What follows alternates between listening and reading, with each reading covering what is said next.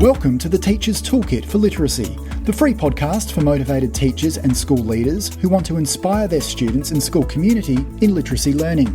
Make sure you subscribe to the show on your favourite podcast player, and for more amazing literacy resources, check out the show notes provided with every episode. Hi, I'm Sharon, and I'm the host of a Teacher's Toolkit for Literacy. In every Toolkit episode, we bring you specific resources, tools, strategies, tips, techniques to help you in your job as a teacher of literacy. Firstly, we acknowledge and pay our respects to the Kaurna people, the traditional custodians whose ancestral lands we gather on. We acknowledge the deep feelings of attachment and relationship of the Kaurna people to country, and we respect and value their past, present, and ongoing connection to the land and cultural beliefs. Welcome to another podcast. In every episode, we bring you some specific resources, tools, strategies, tips, techniques to help you in your job as a teacher of literacy, helping you become an even stronger professional, where you make the choices that affect you for the betterment of your students. Now, I'd like to just have a quick chat, Sharon, about teachers using our podcasts. I think some of them like to listen to each one, which is fantastic. Some like to just choose certain ones that they want to listen to, and that's a great way to do it as well. Yes. We're quite aware of the fact that we are sending out podcasts every week. Yep. And that's not to in any way make people feel that they need to listen every week to that. We're really trying to build a bit of a store, like a library of... just you can delve back into it whenever you want to. Yes. But there are people I was listening to a series of podcasts last year and I went back to the first one and I methodically went through them as I went on my early morning walks. Yes. I loved it. Yeah, It's just really nice. Yes. And we're trying to, we hope we're having a bit of an order to our thinking here and what we're bringing to that, so that we hope that there are, that it makes sense, the kinds of the topics that we're dealing with, for you to make connections with those and to say, oh, okay, so that links to this and I can tap back into that. Yeah. Because if you go back to our early ones, the timeless T's of literacy just connect all of them, really. But we don't always talk about those things, but, they do connect with the things we're talking about. And where we can, we do connect to them. So yeah. The other one I want to mention was the other way we're supporting you is that we provide some resources online on a site called Teachific, and they often match up. And even in the weekly newsletter that we're writing, we try to show you that some of those resources match with the podcasts or the blogs that we've written. Yes, yeah. And the podcasts are always summarised into a blog, so you can read the blog of a podcast, so that some people prefer to listen to the podcast fully, others like to read it, or some do both. So. Yes.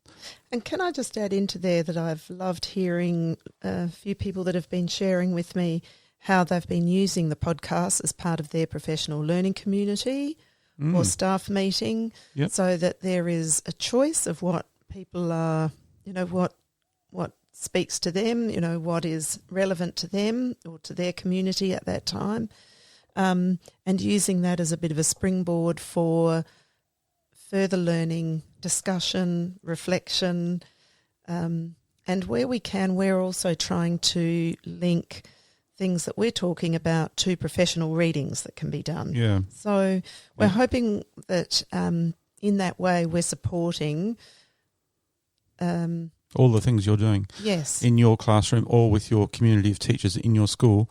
We've also got this Teacher's Toolkit for Literacy Facebook group, and it's great people interacting with that too. We've had some teachers that have come onto our podcast and we've shared those things, or they've shared those things that they're doing, and we've showed sometimes a photo or a picture of something from a book they've discovered, or something they're doing in their classroom. So that's just another way of supporting you too. So hop onto the Facebook page as well. I know that your time is limited, but we're trying to support you in any way we can. So, yeah. Yep. And the podcasts, we hope specifically, really are a great way to help you. And today, we want to go on to a podcast about the art of crafting the writing workshop. Last time we did the art of crafting the reading workshop, but now we're going to do the writing workshop, Sharon. Yes. So we've got a bit of a workshop theme happening here because the podcast, The Trench of Lost Momentum, also references the workshop model. So we're really we could just talk about the workshop model in general terms, but we did look at it in the reading workshop. And so today we thought we'd look at what are the things that we consider when we are crafting the writing workshop. Yeah. And before we go on, the one takeaway bit of gold I had from you, Sharon, in crafting the reading workshop was that, yes, you have all these elements in the reading workshop, but you don't necessarily have them in the same order each day or each week. You can move the order around of what you do, but you have the same elements. And that's the routine, isn't it? The routine is having the same elements in the reading workshop, but you don't necessarily have them in the same order each day. Yep. No, depending on how you best can work this with your children. Yeah. And using that information from them. So that's what I was going to say, because you're moving. The reason you might have a different order to, where you have the independent reading or the share or the mini lesson is according to the needs of what you're picking up with your children, and you're moving those things according to their needs. Yeah. Yeah. And I think you're probably saying this in terms of you don't want people to feel that it is that a workshop can only be done in one way. Yeah. That there is an order. It is, it is looking at what our students need to be able to deliver that in the way that's going to keep giving everybody entry points and parts into that. But let's talk about that through the writing workshop, because otherwise we're... No, but all I was trying to do was just say, it's not lockstep and locked in that you've got to do it this certain way. Yep. But anyway, let's move on to the art of crafting the writing workshop. Sharon? Oh, sorry. Before we do that, we've got to do key question one, which is, what have you been doing in schools this week? Well, this past week, I'm not going to put everything into today's summary because it's been a huge week, but the one thing I will draw on is that 2 of the days in this past week we have launched the next. So those of you that have listened to our podcast know that in 2020 I was working with 2 groups of leaders and teachers in a project called Be Brave and Lead, and those teachers and leaders have now moved into Be Fearless and Lead. So we met with them to work with them last week. We're going to work for 7.5 days again this year. And the following day, we launched the 2 new groups of Be Brave and Lead. So I have had an absolutely astonishing time working with a whole new group of teachers and leaders, some from the schools that I've already been working with and some new schools. And it is so energising, it is so powerful, it is so rich when communities of professionals come together to explore their literacy teaching and the literacy learning experiences in their school, and to really think about how we're going to craft that for improvement for all students in literacy. So I think I slept very well after those 2 days. You did. It was a lot of work, wasn't it? A lot of work, and a lot of energy expended, but a lot that comes back from that into how we can best support all our learners in their literacy journey. Yeah.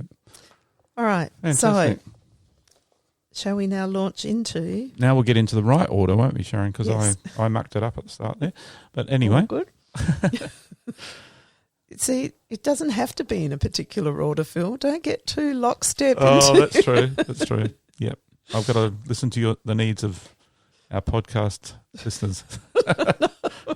Anyway. Well, having just said what you said about don't get too... Lockstep. Yeah. No. All right. Dare I say it, we're going to do the art of crafting the writing workshop. Yes. And no question for me? So what was your teaching struggle, Sharon?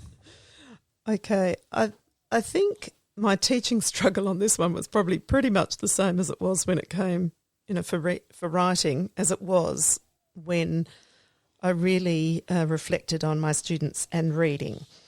And that was that my teaching just simply didn't seem to be inspiring my students to write or inspiring these young writers to write. Now, in my reflections from this really came from a year 1-2 class and then a year 6 class. So my first 2 years of teaching, they're the year levels that I was working with. And on both occasions I thought, oh, wow, the times when these students are most engaged in writing is when they've got choice and when they've got a real purpose and when they're taking this further, where it's like the big writing project where it's going somewhere. So my teaching was really not like that. It was more all these sort of component parts of the writing process, but I wasn't really allowing them to put all of that together. So I really wanted them to be writers who were engaged, and I wanted to see them experimenting with their writing, to really see themselves as writers, that they could really create a rich range of texts. I felt like I was quite limited in what I was, the kinds of texts that they were creating. And I really wanted to build this whole community of writers, that I wanted everyone to see themselves as writers. And so the question then had to be, well, it was easy to say, why aren't they better as writers? But once again, it was about me taking the responsibility and say, what can I do to understand better how I can get this for young writers, how I can get them engaged and motivated. And when we keep talking about those 3 selves, how do I get them motivated and regulated and self-directed for those things? So anyway, so I really needed to take on learning. And I just want to say one little piece about this, that all through my career, wherever I've come across there's 2 tracks we can kind of go. Sometimes we can think, oh, it's the kids' fault. Why aren't they doing this? What are they not good enough? Are they, and that's that deficit model. But then there's the way of thinking, okay, what don't I know yet to help them better? So one of the things that I think we as learners, like we want our students to be, is we need to source out, well, who do I learn from to get better at this? And so for me, one of the filters, I suppose, that I think about is, okay, who's the expert that I can reach for? So, and I know that when I reach for an expert, and who are the experts I'll look for?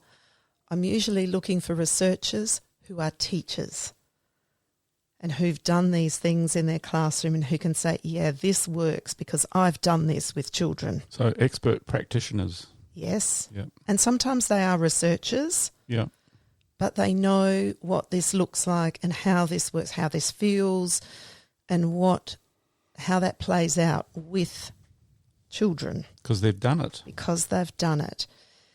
And so when I look for those sorts of experts, when I reach out for them, in this instance about writing, the person who I was led to, because I was asking who do I, and this was really through the Literacy Association, that I was pointed in the direction of Donald Graves.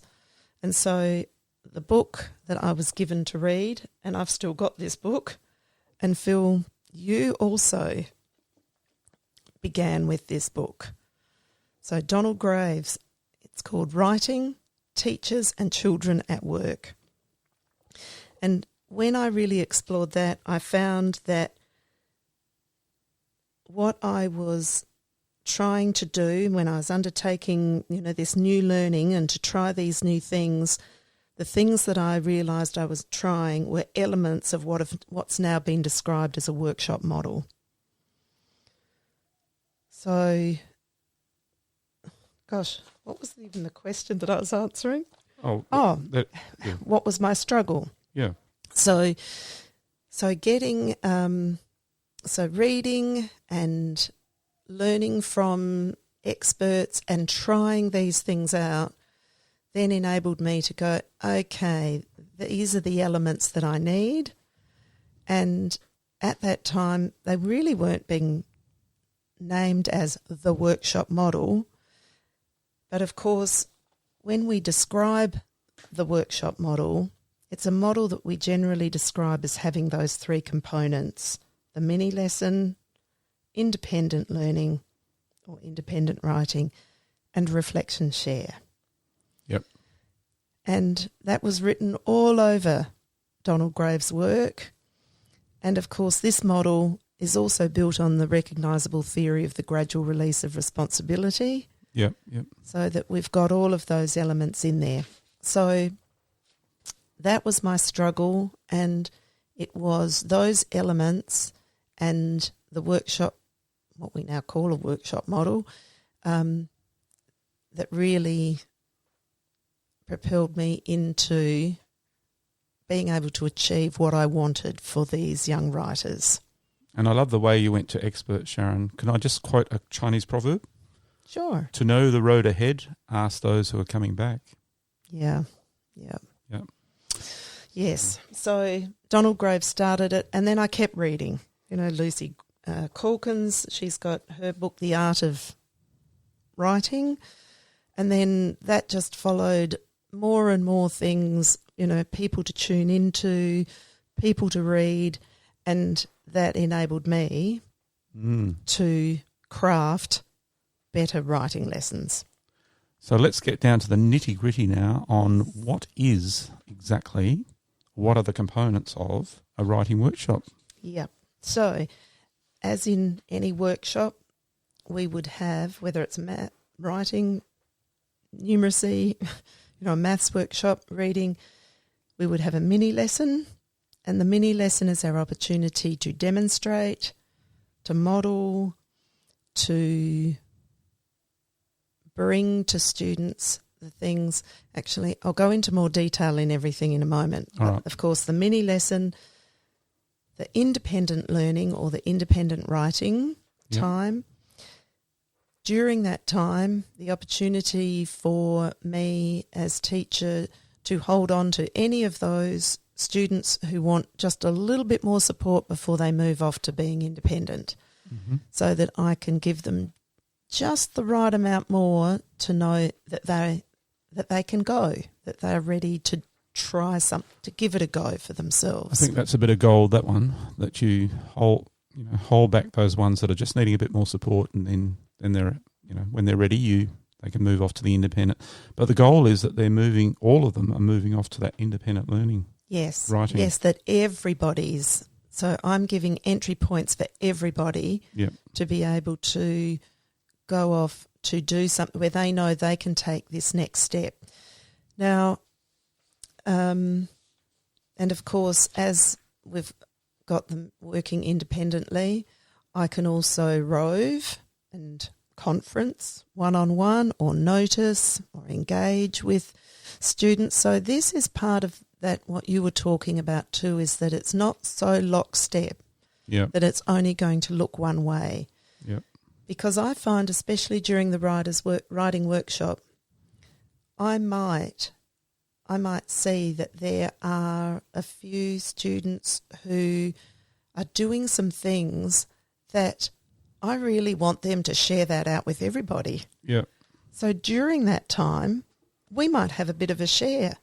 We might not even come back down together on the floor, but I might say, Phil, I've noticed you doing this in your writing. Can you just read that out to everyone so that we can... So what we're sharing out are a whole lot of examples of things that people are doing that would be examples that I can see will propel some children further into what they're doing. Great. Yeah. I see what you mean. Yeah. Yeah, so that it's not, we have the mini lesson, then we do the independent work, and then it's only after that we can do any sharing. Because then it becomes like a formula where you just a lockstep into this pattern and, people might even put a certain time on it, but you've got to be more flexible than that according to the needs of your learners and creating that buzz of excitement with the learning, isn't it? Yes. And in fact, the mini lesson, some children may not even have a mini lesson on a particular day because they are just so ready to go. And for me to take a lesson time, a mini lesson, even if it is only 10, 15 minutes, I might just want them to get straight into it and go. But then they may also be a group that need to come back because of the phase they're in with their writing or where they are in the writing process. They might be the ones that, okay, off you go and write. Let me pull you back together towards the end of the lesson and let's do a little bit of what are we doing next with something like editing or revising or so. And in fact, I might have a few flexible groups that I pull in that day so that it might not be a mini lesson I begin with, but I might have some little focus groups going during that time with sharing going on as well. So the important part is, of course, with these things is what the purpose of each of these things, each of these components is for. Yeah, why are you doing this? What's really the effect of this? Yes. Yeah. So maybe then if I can just go a little bit deeper then into, so what does it mean then if I'm, what do each of these components look like, I guess, and what's the purpose and the aim of them? And also, what are some tools that back them up? There's great ones that we gave for the reading workshop, but there's some specific tools we can talk about. That's right. For the writing workshop. So now there's one thing that I'm going to, sounds like I'm backtracking here a little bit, but one thing that I have to say though is that a writing workshop can only be as good as the literature that you surround your students with. Another bit of gold, folks. Yes. Can only be as good as the literature that is being read aloud to students, because when we read aloud to our students, that language sits on the children's ear, and we need to hear literature, poetry. We need to hear tantalising text to be able to know what it is that we can do as a writer. So the richer that experience is, the read alouds and the access to books and the literature that we can be reading for ourselves. I love one of the teachers in one of the workshops, had a few weeks back, just said, I'm going to have poetry going every week, right through the year, not just in a poetry unit, but I'm going to bring poetry to my children every week. So just imagine the rhythm and the rhyme of language that's going to be sitting on those children's ears. So being able to also access a lot of really great literature and texts to read will also enable our young writers, to learn to read like a writer, to notice what writers are doing. So we need great literature in our hands, through our voices, and in our kids' hands, so that they can actually see what good writers are actually doing as they write. And hence what they can do And what as they a writer. can do. That's right. Yeah. And this will be another podcast very soon, in fact, about the, a little sort of strategy around how we can really move children from reading like a writer and noticing things as a writer and really transferring that into their writing. So hold on for that one, folks. And the other thing that's important about this is Frank Smith tells us we learn from the company we keep. So when we have great literature around us, we learn from that. And we learn to be a better writer, learn to be a good writer because of it. So just needed to get that in there. Our classrooms need to be literature rich. Hence the classroom library with the tantalising texts. Yes. Plenty of great models for them to hear. Yes. And read and also be inspired by. Yeah. Not just read aloud, shared text or shared enlarged text. Yeah. Great ways to share. All right, so let me talk about the three, there's more than three components, but when we talk about mini lesson, independent and reflection, share. So what am I teaching writers in a mini lesson? So first of all, if I've got a writing mini lesson, it's always going to be connected to text in some way. We're either looking at what a writer is doing and so pulling from text, or we're creating text. So we're demonstrating either through modelled writing or shared writing or interactive writing. We're creating text together, and I can demonstrate the thinking processes of what a good writer's doing as they're doing that. Or, as I said, we can use text, literature or text we've got in, from our read aloud or from a favourite book of ours, and one could follow on from the other. You could do some work with a great book that you've been reading together, and then you could do some shared writing with that same, in that same type of writing, couldn't you? Yes, yes, absolutely.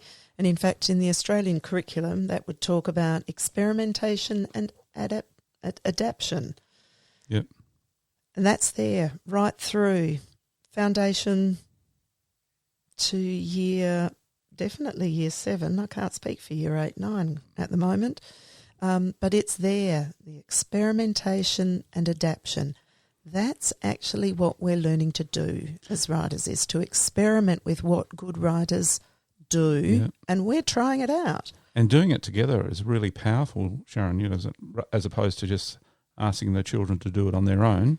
If you're doing it together... Yeah, we can do some of it together, but I don't want to limit everybody to just doing it together. Right. Before, what if they're ready? What if they're ready to go and try? So my mini lesson, I still want to keep that tight. You're always looking for those entry points for all your learners, aren't you? There's the ones that just need to have more of that modelling, and then the other ones that are independent, ready to go. Yes, yes. So I might hold a few as a little group and do more shared writing with them, so that their ideas can be seen on paper, and that might give them enough to then they're ready to go for themselves. So I'm drawing on a number of techniques: modelled writing, shared writing, interactive writing. Interactive writing where we've got a piece and I'm physically getting students to do some of the writing on that piece. Yep. So I can draw on those tools. So I can be creating and we can be reading texts during that time. The mini lesson might involve both, or it might involve one or the other of those things. But text creation or text looking at text is involved in some way. If it's not involving real text, then how do writers know what good writers are doing? Yep. So, and then the types of texts that we would get students creating. So I like looking back to the Australian curriculum for those of us in Australia to be reminded that there are a variety of text types that we can get kids working with, and they are imaginative texts. And there's a whole range of imaginative fairy tales, fantasy, myths, legends, mysteries, stories about ourselves, everyday stories. So there's a whole lot of imaginative writing that we can do. Poetry, we might have imaginative poetry. Then there's informative texts. So when we think about what's the purpose of this text, so informative text might take the form of a letter, or it might take the form of a list or a how-to, or it might be a recipe, which is a how-to. Yep. It might be in the form of, we might say, an information report, but we can have an informative text that doesn't have to be written in the format of a report. It can be written in a variety of ways, huge variety of ways. So we want to explore how writers do that to see all the possibilities for how we can present information. And what's the third category? Persuasive. Okay. And that's what's sitting on the Australian curriculum. And I like to talk about persuasive writing as, rather than persuasive writing, the art of persuasion. Because when we think about the art of persuasion, then that's opening it up into in what ways can we, in what forms, text forms, can we persuade? So we can persuade through letters, through speeches, through debates, through advertising, so there's all these different text types through which we can persuade.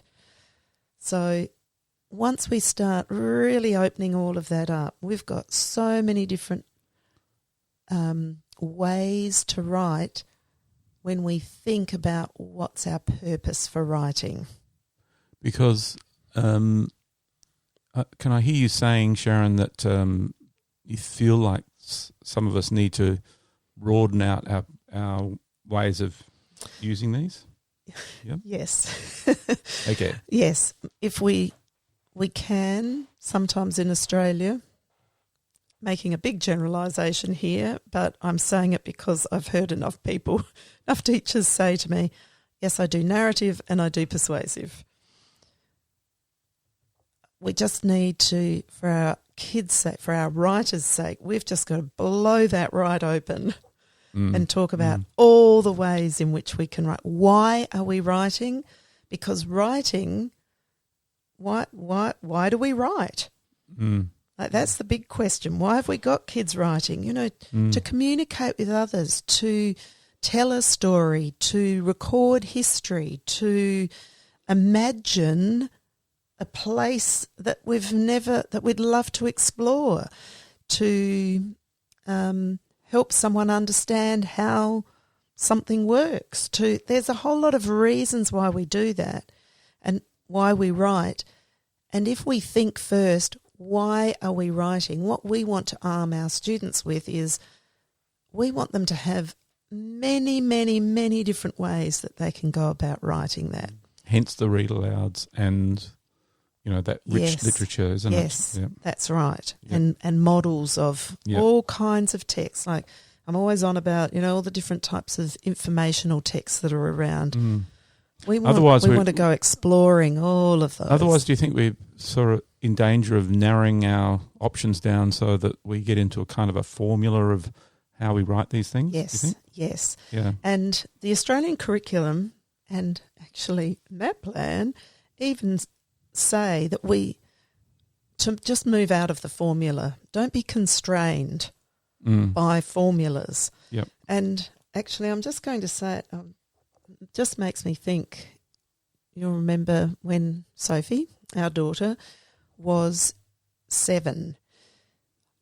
I remember her saying to me, and like this is a mother who's working as a literacy consultant. Sophie says to me, "Mum, I've worked out the difference between," she was wanting to give me 2 scenarios about learning in one setting and learning in another setting.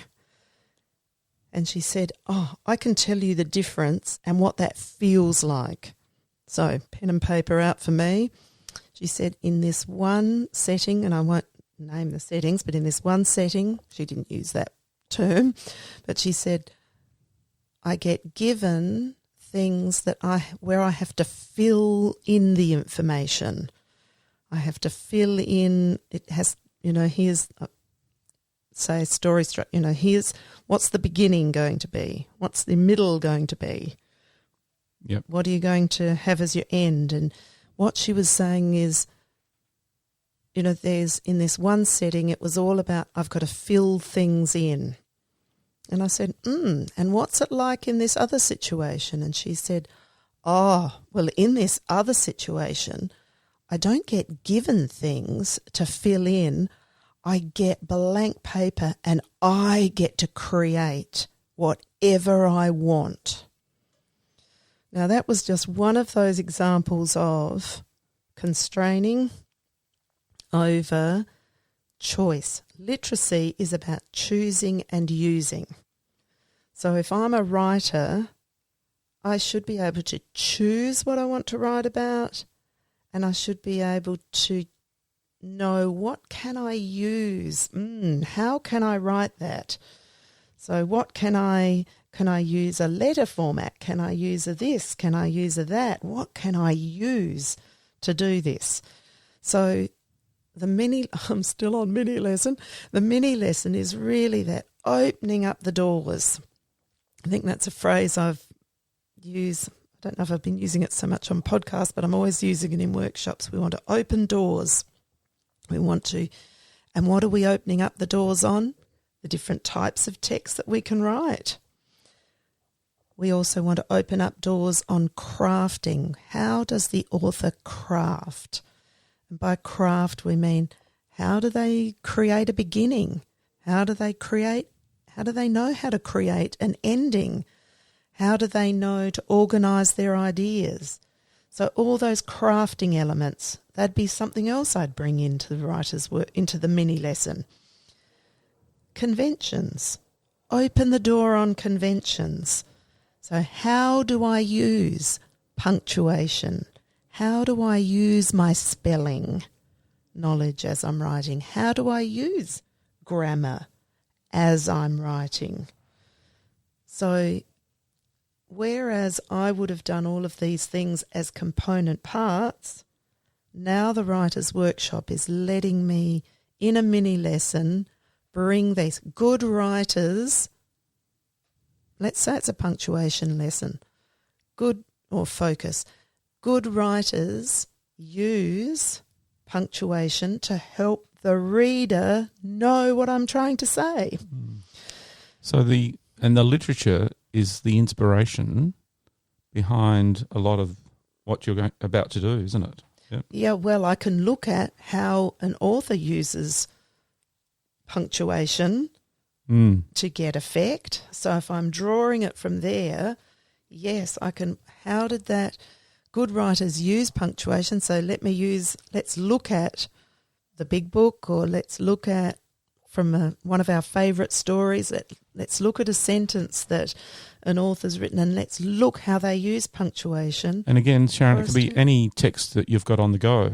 Yes. It doesn't have to be a specific one. You have to find that one in the library before I can do that lesson. No. It can be any text you've got on the go, a shared enlarged text or a read aloud. Yes. That you've already got on the go, and you can find that punctuation within that text. Yes, because we actually want our children to know that what we're teaching here isn't just about that text. It's about It's everywhere. Including the one they're about to write.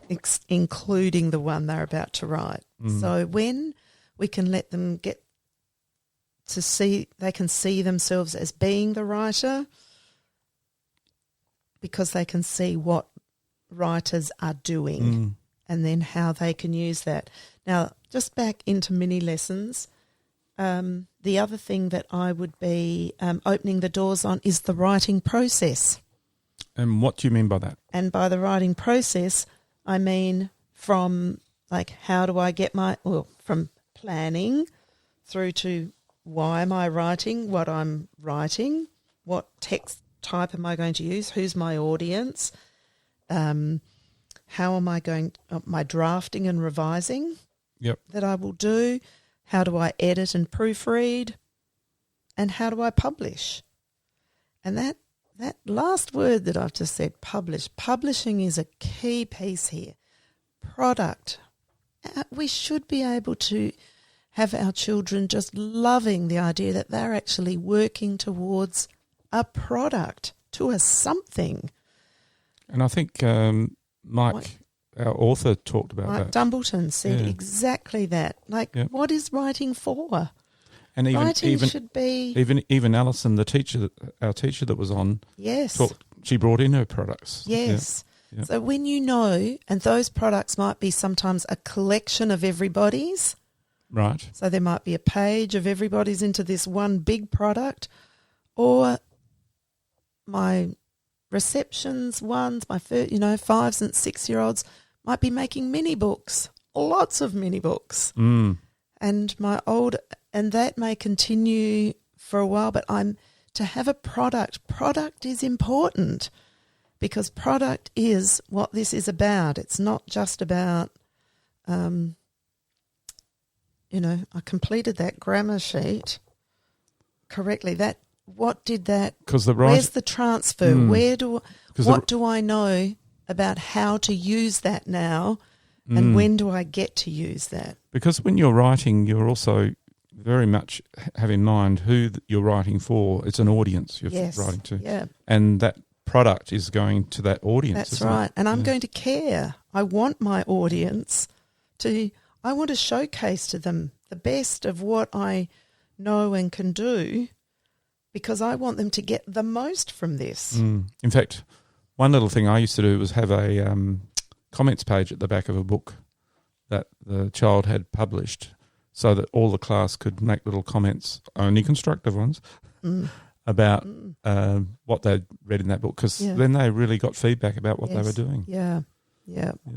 So that mini lesson, sorry folks, that's the big chunky bit, but shouldn't take the biggest amount of time. Just a few other bits about the mini lesson. The mini lesson will always begin, I have noticed, it doesn't have to start with this, but we've made a decision on what we're teaching in that mini lesson based on what we've noticed our students need.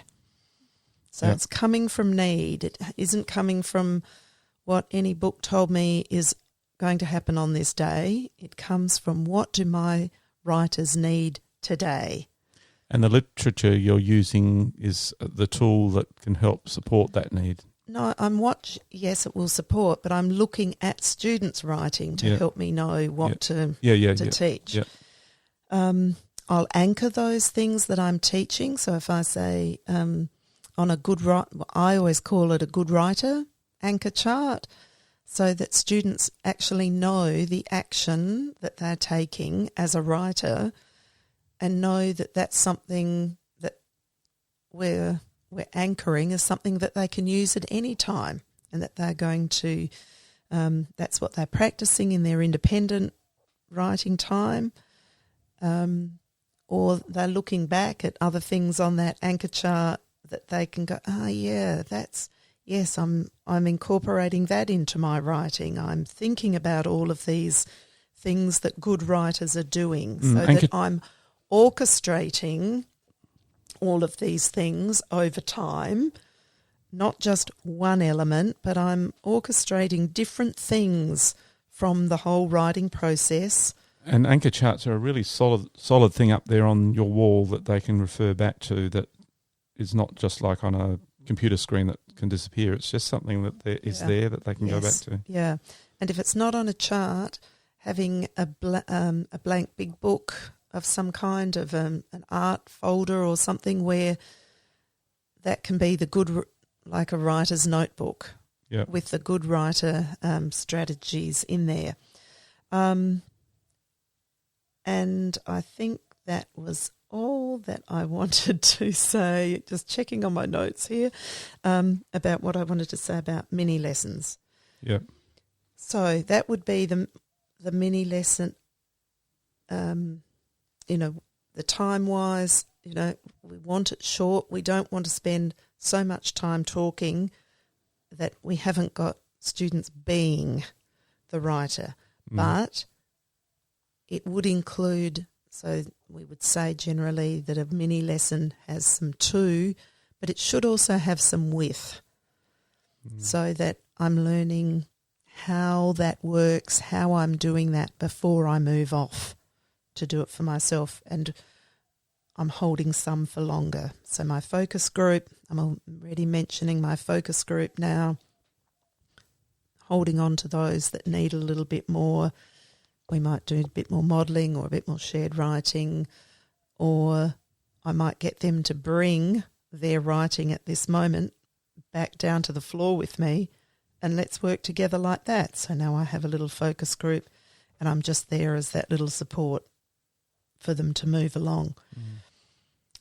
One, I really can't mention, this will be another podcast. I always feel I say this every time, and I know we've got this written down, but quick writes are a tool. I was going to say, what are some tools we could use? That I would use, but I'm just going to leave it there as the quick write, that opportunity to do the quick little write, to try out some of these strategies, because the one thing that when we're working on big pieces that we often don't get a chance to do is have a go at some of those things a number of times. Sometimes we only get a chance to have a go at it once and that's it. Quick writes let us have the opportunity to practice, have a go at something that we've taught in a mini lesson. We can have a few goes at it, have a little play and explore and try some things out. And so that can form part of the mini lesson, is the little quick write session that I'm introducing something new to you, and now we're going to have a few 2-minute goes at those. And just quickly, we won't go into quick writes right now, but if you go onto the Teachific site and just type quick write in or find it under categories, you'll find a lot of information and videos about quick writing. Yes, true. There's some nice... I forgot all about that lovely video with Candace doing quick writes. So, that's a nice one. All right, so then the independent component, the independent learning time, writing time, that's what kids are doing. They're off to do their writing.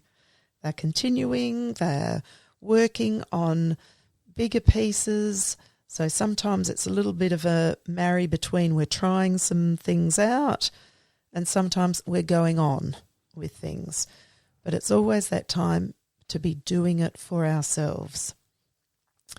I'm on the floor, not from exhaustion. I'm on the floor, I'm roving, and I'm there to support as I need, watching out, answering questions, one-on-one conferring if a child's ready for something that they want to take further and need, to address a part of the process, especially if it's something like editing, proofreading. But I'm there as that support. And as I said earlier on, the reflection share can be happening at any time of this. I might see, like I said, Andrew, I see you've done this. This is what someone else was trying to do. Just share out that great sentence that you've written there. Or, really love, if we've been looking at beginnings, quick writes, we can share lots of those out. So we can share out the things that are working and getting kids reflecting on, what did I do today that was just I'm so proud of this. I've never done this before, or this worked better than I've ever had it working, or I understand this. I understand how that punctuation works now and how I can use that for effect. So we can share as class, but I can also reflect in a writer's notebook, which would be another tool. I was going to say that's a pretty important one. Yeah, and a few tools. I can have a quick write book. I can have that as a separate one, and I love to have them as just small little ones. Yeah, you get exercise books. A5 exercise book. And you cut it in half? Because they're just, there's nothing nicer than going, I've just filled a page, when it's just a half an A5. A writer's notebook is a great place to catch all kinds of writers' craft. So I might have a whole lot of examples in there that I've found of beginnings and all the different categories of beginnings I can have. So it's a resource. I can make my writer's notebook as a collection of resources, and my just mini to help lessons you as a writer. and my mini lessons can drive those sorts of things where we go about collecting resources. Might be interesting words that I've come across that I'd really love to use, or idioms, or phrases that have that capture my attention. Then, quick writer's notebook. Where was I going? And I was in the writer's notebook, I might reflect on my writing. To have. Sorry, everybody. I'm just going to say, Phil's face he pulled a very interesting face, and I've just looked down. We've been joined by one of our cats, so if you hear the cat, don't be surprised. She's not meant to be in here. Now I'm back to, that in a writer's notebook I might reflect on myself as a writer, on what I've done as a writer, and so therefore it also captures my story as a writer. It may have ideas for writing. It may have books I've read that have inspired me to write, so that I want to use that as a model for what I'd like to do as a writer. So writer's notebooks can be fabulous collections of all of those things that help you as a writer. Assist us as a writer, yes, and that have opened doors. So they're the writing workshop. So those are the elements that can really kind of pull together those things that we want to bring to our writers to help them see themselves as writers, so that they get to see by modelling in a mini lesson, and they get to see by looking at great literature what's possible for them to do as a writer. It gives them some practice time, that independent learning and practice time, and writing time, so that once again they see themselves as writers. They're self-directing and self-regulating and self-motivating during that time, because the mini lesson and the literature have constructed all of that for them. And then the reflection and the share, once again, is a chance for them to actually self-regulate themselves and be self-motivated. Self-motivated. I'll say it's self-motivated. Thank you. I was just going to say, Sharon, you have this going in your classroom, and you have had, yes. But you also you've worked with teachers, and then you sometimes model that for them and show them how that can work, because sometimes people like to see that happen. Yeah, so that's another thing that we can do. Or you've done it as a consultant, haven't you? Yes. Yeah. Yep. Okay, I think I've probably wrapped that up as a, framework, it's, as you say, it's flexible, but it's those elements that are those components that we're thinking about. Children need to be able to see how things are done, hear how things are done through literature and modelling, doing it for themselves, be guided to do that and to reflect and share. And I would have to say that teaching in that way I've never felt like I've had richer communities of learners. And your community is together, one of our Timers Teas? Yes. Yeah. Yes. Yeah. Yeah. So fantastic. yeah. Well, so I think there's elements, you can step in at any point with those things. Yeah. There's elements of those that can be, you can try out. You can try out a mini lesson. You can try out looking, bringing that rich literature and thinking, what did the writer do here? Your students are going to pick up on things that writers do that amaze them and amaze us, what they bring into their writing because of it. So. And can I just refer back to Alison's podcast, because if you want to hear a teacher who's using literature and getting the writing workshop going, that podcast, I don't know which one it is, but go back to Alison Marsh and her work at Harndorf Primary. It's fantastic. Yes, yeah. And now, Sharon, let's go on to key question 2 and 3 together. What's a good tool, tantalising text that you've been using? Thank you for asking, Phil. I have combined 2 and 3 this time because my favourite tool really is, without a doubt, books, texts, tantalising texts. And I just try to get them in. They are the hallmark of what I do, just try to use them as much as possible. So this week I have been sharing some tantalising texts that I think make for great read-alouds of some informational text. And sometimes, we think about reading literature and we think about sometimes reading, whole texts of some, chunks of information or whatever.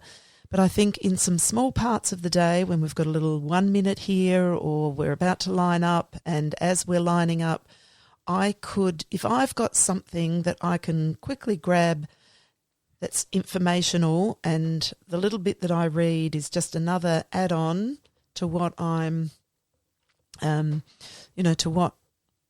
the book that I've got on the go at the moment, then it's a good way to build our children's knowledge about a whole lot of things, to open their eyes and interest to things that they might not have thought about before, depending on what kind of book we've chosen. So, of course, there are lots of these kinds of books around. So what I've got is I'm just going to quickly share 4 that I've hunted down at the moment that I would use just in this way, and as I've used in workshops over the past couple of weeks, where they're good to pick up, read a little extract. I don't have to be, following on from, but they're the kinds of texts where kids go, oh, what's it going to be about today? What's the information? So the first one is called Animal Antics, the silly things animals do. So it's a DK publication. It's filled with just amazing pictures of all kinds of animal antics. So it's the funniest and cutest and most interesting moments from the animal kingdom. And with each double-page photograph is a little information box. So we've got a puffin flying through the air with a fish in beak. This one's called Puffed Out. It looks like it's going to be a bumpy landing for this Atlantic puffin returning from a fishing trip. A hefty haul of sand eels will be the perfect feast for its chicks. While they make their home on rocky cliff tops during breeding season, puffins spend most of their lives at sea. They use their wings to fly through the water, diving as deep as 60 metres or 200 feet to catch their fish dinner. So you've got this fantastic photograph, close-up of the puffin with the eels in its beak and this little bit of information. So I think they're just wonderful little snippets, snapshots of things that we can bring. So that one's Animal Antics. This publication, or this book by Lake Press, is called The Great Big Book of Aussie Inventions by Chris Roy Taylor. Once again, we've got these double pages. It's illustrated, so not photographs, but these double pages where we've got fact boxes next to a whole lot of Aussie inventions. So next to this red vehicle sitting in front of the farmhouse, it says the Ute, 1934, invented by Lewis Bant at the Ford Motor Company in Geelong. The Ute is a vehicle with a cabin of a sedan car and the rear of a small truck. The Ute has been a favourite vehicle for farmers and tradesmen alike and is now part of Australian folklore. And on it goes. A couple more sentences. So some nice little bits of information. So you can see just a little 1 minute read. Great graphics. Lovely to look at. And you do that in between things when the kids are doing something, and then you before you transition into something else, you can. Yeah. Well, I could do it intentionally as, okay, we're going to read some more of this book. But I've chosen some today that I think are good for that. Oh, I'm just going to grab that off the shelf while we are waiting for something to happen. Yep. So those moments can be filled with interest, building knowledge, building inquiry, and leading, providing some entry points into these types of books. And this is how we read them. You could give it a little name like Magic Moments or something. We indeed could. Yeah. Whatever you wanted to call it. But with that book, and because these books have got many little bits to read, it's interesting. Lasts for, if you call it Magic Moments, you've got plenty to work with. This one is called Fantasy Encyclopedia by Judy Allen, a guide to fabulous beasts and magical beings, from elves and dragons to vampires and wizards. Beautifully illustrated text. We've got a contents page. We've got what is fantasy. Then we've got a whole section on the little people, elementals and nature spirits, mysterious animals, fabulous beasts, mythical beings, magic and spells, shapeshifters, the undead, ghosts and spirits, and then a list of creatures by area. So once again, I can open up to any one of these. I'm on the unicorn, and I've got a whole lot of, I've got an introductory piece, and I've got a whole lot of beautiful graphics and illustrations and some text that I can read about those things. So once again, great dip in, find out a bit about something and explore that a little bit further. And could be put in your classroom library. Definitely one for the classroom library. So my copy, I have looked it up. I've got quite an old version of it, but it is still, from what I can see, it is still in print. But I also know that here at the beginning of 2021, if we're ordering anything online, it's taking a little longer than usual for books to arrive. And the last one that I'm just sharing is called Our Planet, the one place we all call home. And it's based on, it's a HarperCollins children's book. And the foreword of this one is by David Attenborough, because it is the children's book of the Netflix original documentary series of Our Planet. So some children will know that as they will have seen episodes of Our Planet. So it's a combination of photographs and illustrations. But once again, it's